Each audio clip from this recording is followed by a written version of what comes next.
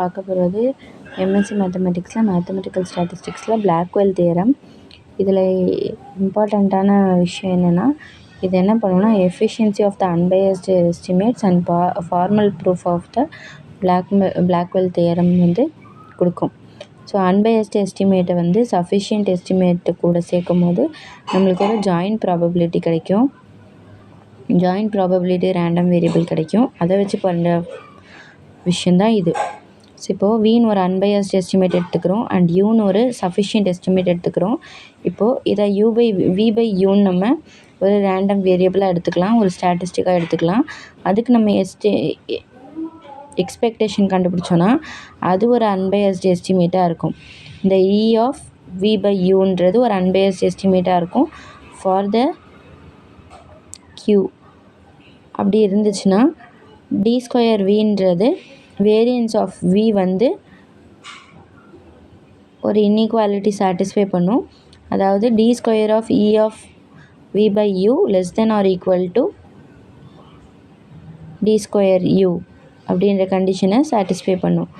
எப்போ அப்படின்னா only if E of V by U is equal to V with probability 1.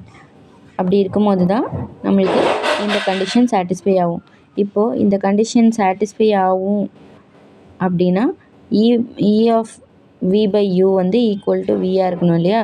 So E of V by U is equal to வின்னு சொல்லி நம்ம எடுத்துக்கிறோம் first எடுத்தோடனே. So எடுத்த உடனே இப்படி எடுத்துக்கிட்ட உடனே from the assumed sufficiency of U it follows the conditional distribution of வியை வந்து கண்டிஷனல் டிஸ்ட்ரிபியூஷன் பண்ணலாம் வித் யூ வந்து ஒரு சஃபிஷியன்ட் எஸ்டிமேட்டுன்றதுனால அதை நம்ம ஸ்மால் யூவாக எழுத முடியும். And it does not depends upon the parameter. So then forms expectation of V by U வந்து ஃபார்ம் ஆகிருக்கும். So expectation of V by U இப்படி தான் ஃபார்ம் ஆச்சு. இது ஒரு வேலிட் ஸ்டாட்டிஸ்டிக். இந்த வேலிட் ஸ்டாட்டிஸ்டிக்கை தான் நம்ம அன்பயஸ்டு எஸ்டிமேட்டுன்னு சொல்ல போகிறோம். ஸோ இதோட அன்பயஸ்ட்னஸ் என்ன சொல்லுது அப்படின்னா, அன்பயஸ்டுனா E of U is equal to கியூன்ற கண்டிஷன் சாட்டிஸ்ஃபை பண்ணணும். அப்போது இங்கே யூன்றது வி பை யூ. ஸோ அது வந்து அந்த கண்டிஷன் சாட்டிஸ்ஃபை பண்ணோன்னா இ ஆஃப்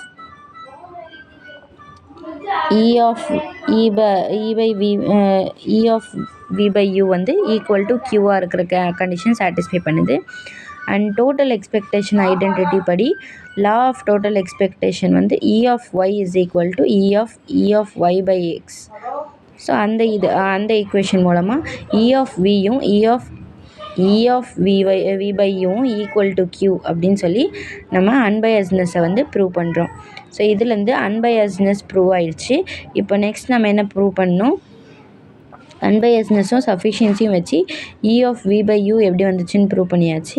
இப்போ நம்ம ப்ரூவ் பண்ண வேண்டிய condition variance of E of V by U வந்து less than or equal to variance of வின்னு ப்ரூவ் பண்ணணும்.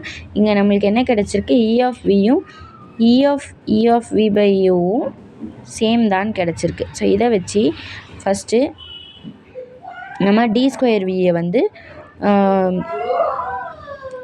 எக்ஸ்ப்ரெஸ் பண்ணுறோம். ஸோ டி ஸ்கொயர் வியை வேரியன்ஸ் ஆஃப் வி எக்ஸ்ப்ரெஸ் பண்ணும்போது இன்டெக்ரேஷனில் இ ஆஃப் வியை வந்து இப்படி தான் ரெப்ரசன்ட் பண்ணணும். Integral of Y into integral of F of X comma Y into dy அப்படின்னு இன்டெக்ரேட் பண்ணி எழுதணும். ஸோ இப்படி இன்டெக்ரேட் பண்ணி எழுதும்போது டி ஸ்கொயர் வி வந்து ஈக்குவல் டு இது வந்து இந்த டி ஸ்கொயர் வி வந்து அன்பயஸ்டு எஸ்டிமேட் அப்படின்னு வின்றது அன்பயஸ்டு எஸ்டிமேட்டுன்றதுனால நம்ம வந்து டி ஸ்கொயர் வியை வந்து இவி ஸ்கொயர் மைனஸ் கியூ ஸ்கொயர்னு எழுதுகிறோம். சாரி, அன்பயஸ்டு எஸ்டிமேட்டுன்றதுக்கு முன்னாடி அது வேரியன்ஸ் ஃபார்முலா யூஸ் பண்ணி expectation of V square minus Q ஸ்கொயர்னு எழுதுகிறோம். இங்கே கியூன்றது இ ஆஃப்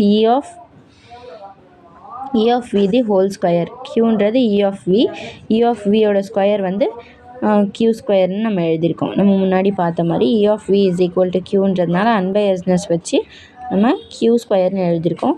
இப்போது இந்த இவி ஸ்கொயரை நம்ம எக்ஸ்பேண்ட் பண்ணுறோம். அப்போது எக்ஸ்பெக்டேஷன் ஆஃப் வி ஸ்கொயர் பண்ணும்போது இந்த இடத்துல ஒய்க்கு பதிலாக வி ஸ்கொயர் போட்டோன்னா V square into F of V into F of V square into DV ஸ்கொயர்னு வருமா? ஸோ அதில் நம்ம in terms of conditional operator use பண்ணும்போது conditional distribution function v by யூக்கு பதிலாக H of U by V by யூன்னு போடலாம். யூக்கு பதிலாக நம்ம H of v by U அப்படின்னு நம்ம சப்ஸ்டியூட் பண்ணுறோம். ஸோ அப்போது ஃபஸ்ட்டு வி ஸ்கொயர் வந்து v square into H of v by U into DV எல்லாத்தையுமே in terms of v by யூவில் எழுதும்போது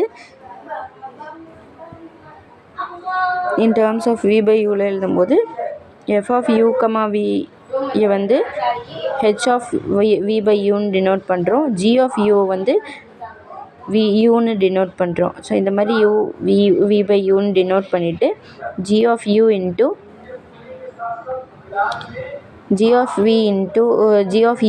v square h of v by U du minus gu into integral of h of vu du du the whole square அப்படின்னு இன்டெக்ரேஷனை ஃபுல்லாக square பண்ணி எழுதுகிறோம். So EV square and EV the whole square வந்து இப்படி எழுதுகிறோம். ஸோ இப்படி எழுதுனதுக்கப்புறமா நடுவில் வந்து இந்த ஸ்கொயர் டேர்மை வந்து ரெண்டு சைடும் நம்ம வந்து ஆட் பண்ணிக்கிறோம்.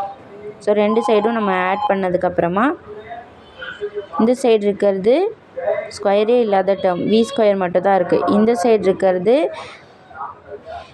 இதுக்கு ஃபுல்லாக இன்டெக்ரேஷனுக்கு ஸ்கொயர் இருக்குது. இதில் ஃபஸ்ட்டு பார்ட்டை வந்து நம்ம ஏன்னு எடுத்துக்கிறோம். ஃபஸ்ட்டு ரெண்டு பார்ட்டையும் சேர்த்து நம்ம ஏன்னு எடுத்துக்கிறோம். நெக்ஸ்ட்டு ரெண்டு பார்ட்டையும் சேர்த்து நம்ம பின்னு எடுத்துக்கிறோம். இப்போது ஏவையும் பியையும் சேர்த்தோம் அப்படின்னா ஏ இஸ் ஈக்குவல் டு எப்படி இருக்குது, g ஆஃப் யூவை வந்து காமனாக வெளியில் எடுத்துட்டா integration of v square H of v by U into dv minus integration of vh of v by U into dv the whole ஸ்கொயர்னு வரும். ஸோ இப்போ இது வந்து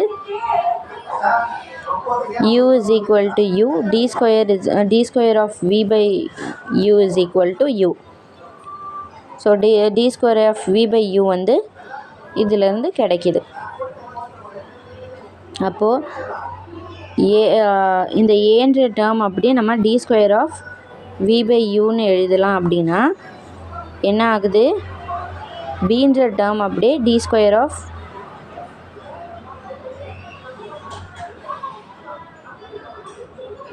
d square of v by uன்ற டேர்ம் இந்த டேர்ம் இருக்குது. And d square of e of v by uன்ற term bth டேர்மாக இருக்குது. bயோடைய டேர்மை வந்து நம்ம e of v by uன்னு எழுதலாம். d square of e of v by u. So இப்போது இது ரெண்டுத்தையும் சேர்க்கும் போது b வந்து less than or equal to bன்ற டேர்ம் தான் நம்மளுக்கு d square of e of v by u. இந்த d of e of v by u வந்து a plus b plus d square of e of v by u. இப்போது நம்ம already பார்த்த d ஸ்கொயருக்கு கூட ஏதாவது ஒன்று ஆட் பண்ணால் தான் நம்மளுக்கு d ஸ்கொயர்லேருந்து எதையாவது மைனஸ் பண்ணால் தான் நம்மளுக்கு b கிடைக்கும். அப்படின்னா d ஸ்கொயர் வந்து பியை விட பெருசு. ஸோ அதனால் அந்த ஈக்குவாலிட்டி படி d square of v greater than or equal to பின்னு எடுத்துக்கிறோம். d square of v greater than or equal to பினா பியோடைய value d square of e of v by u. So d square of e of v by u is less than or equal to d square of v.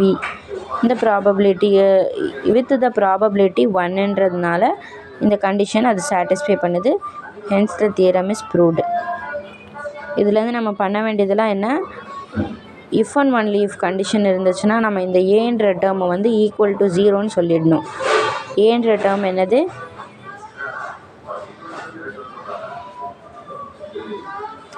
ஏன்ற term என்னது g of u into v square h of v by u into dv the whole square.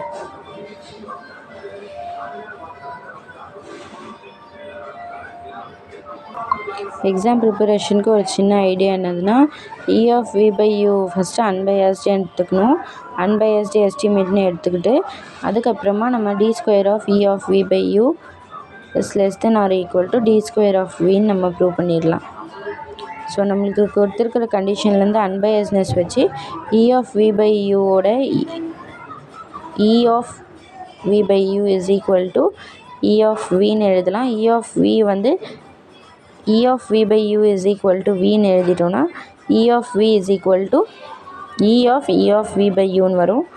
So அதை வச்சு நம்ம ஏவும் பியும் கண்டுபிடிச்சி ஏ 0ன்னு சொல்லிவிட்டு பியை வந்து டி ஸ்கொயர் ஆஃப் வியை விட பெருசுன்னு சொல்லி ப்ரூவ் பண்ணுறோம்.